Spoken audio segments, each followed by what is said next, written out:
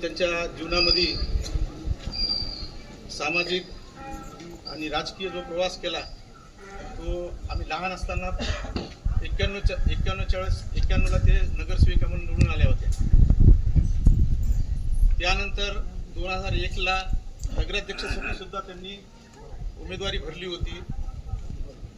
हा प्रवास त्यांचा पुढं त्यांचे पुत्र अनिल खरगे खराटे हे त्यांचा वारसा चालवत आहेत.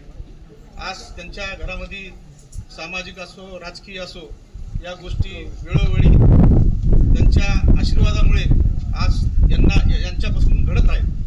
मी या प्रसंगी आईला या दुःखद निधनाबद्दल माझ्या एकलारी परिवार तसेच पूर्ण नगर परिषदचे नगराध्यक्ष विमलबाई कदम आणि जिल्ह्याचे खासदार संजयजी जाधव, जिल्हा प्रमुख विशालजी कदम या सर्वांच्या वतीनं मी यांना भावपूर्ण आदरांजली वाहतो. सबसे बड़ा सत्य ये है, इंसान पैदा होने के बाद में ये निश्चित है कि उसको मृत्यु का सामना करना पड़ता है. लेकिन मृत्यु का सामना करने के लिए और जिसकी मृत्यु होती है उसके पश्चात जो लोगों के भावना, लोगों के साथ में करे हुए आदर्श काम का एक इसका मिसाल अगर कोई हो सकता है तो वो है मंगलाबाई काशीनाथ खरगे खराटे जी. ये मैं इसलिए कह रहा हूं कि मेरे अच्छे जिंदगी के दिन मैंने उसी घर में गुजारा. मैं छोटे से बड़ा भी वहीं हुआ और उनका आशीर्वाद मुझे मेरे माँ के सम्मान प्राप्त भी हुआ. उनके जो अच्छे संस्कार घर के थे वो संस्कार का ज्यांच्या शेवटच्या दिवसामध्ये आपण सगळेजण सामील झालात. ते सर्व उपस्थित विविध भागातून, खेड्यातून, नगरातून, तालुक्यातून, जिल्ह्यातून आणि मराठवाड्याच्या विविध भागातून जे उपस्थित आहेत त्या सगळ्यांना अवगत असावं की हे खरगे खराटे कुटुंब जे आहे हे मराठवाडाभर नव्हे तर महाराष्ट्रभर पसरलेलं आहे. या कुटुंबाच्या पारंब्या ह्या आंध्र प्रदेशपर्यंत आणि बेंगलोरपर्यंत सुद्धा पोहोचलेले आहेत. वय 92 वर्षाचं सांगितलंय. मी असं मानतो की त्यांना जे आयुष्य मिळालं ते आयुष्य सत्कारणी लागलेलं आहे.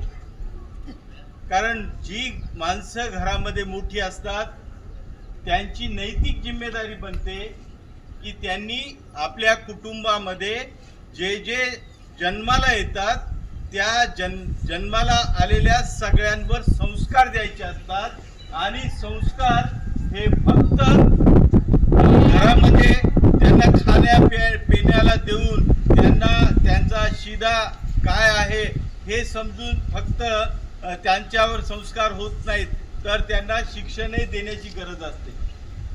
आणि खरगे खराटे कुटुंबियांमध्ये मंगलाताई असतील, त्यांचे पतिराज असतील आणि त्यांचे सगळे नातेसंबंधामध्ये असणारे त्यांचे लोक असतील, त्या सगळ्यांनी डॉक्टर बाबासाहेब आंबेडकरांचा मंत्र आपल्या मनामध्ये ठासून बसवला होता.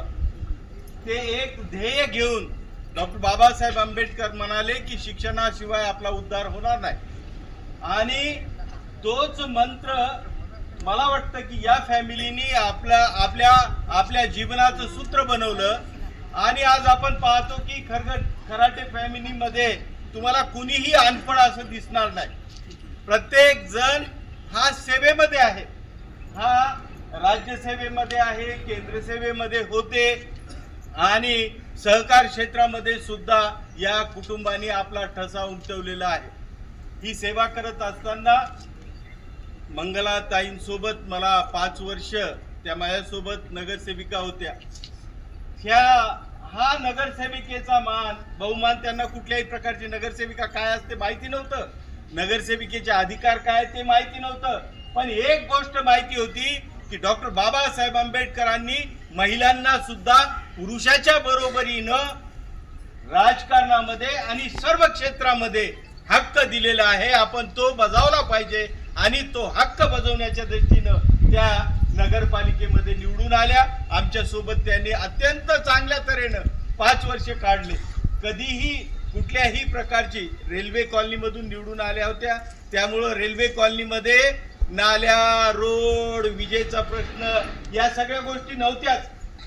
त्या फक्त या शहरामध्ये त्यांच्याबद्दल शाब्दिक इतिहास आहे तो जवळपास सर्व नमूद केलेला आहे आणि तो खराही आहे. मी सुद्धा 1991 पासूनचा त्यांच्या साक्षीदार आहे आणि आमच्या काळामध्येच ही निवडणूक आणि महिलांनी कसं निवडणुकीला उभं राहावं म्हणून संकोच करायचे लोक, महिला मागं पुढं करायच्या. परंतु त्यावेळेला ते एक धाडस होतं. महिला प्रतिनिधी नगरपालिकेत जाणं हे जरा संकोच समजायचं. परंतु त्या काळामध्ये मंगलाबाईंनी आईनी एक धाडस करून यशस्वी वाटतात की आज ती परंपरा त्यांनी सगळ्यांनी कुटुंबाला टिकून ठेवली. त्याला जी संधी मिळाली होती परिवाराने त्या संधीचं पुढे सोनं केलं आणि ती संधी वाया घातली नाही. आईची परंपरा नगरपालिकेमध्ये चांगल्या पद्धतीनं टिकून आजपर्यंत मला वाटतं अनिलपर्यंत रेखापर्यंत ती पुढे सुद्धा कार्यरत झाली. या आईने जो परिवार घडवला आता सांगितल्याप्रमाणे सर्व उपस्थित पाहुणे मंडळी, बाहेर घेऊन आलेले पाहुणे मंडळीच्या वतीनं भावपूर्ण श्रद्धांजली आपण अर्पण करू.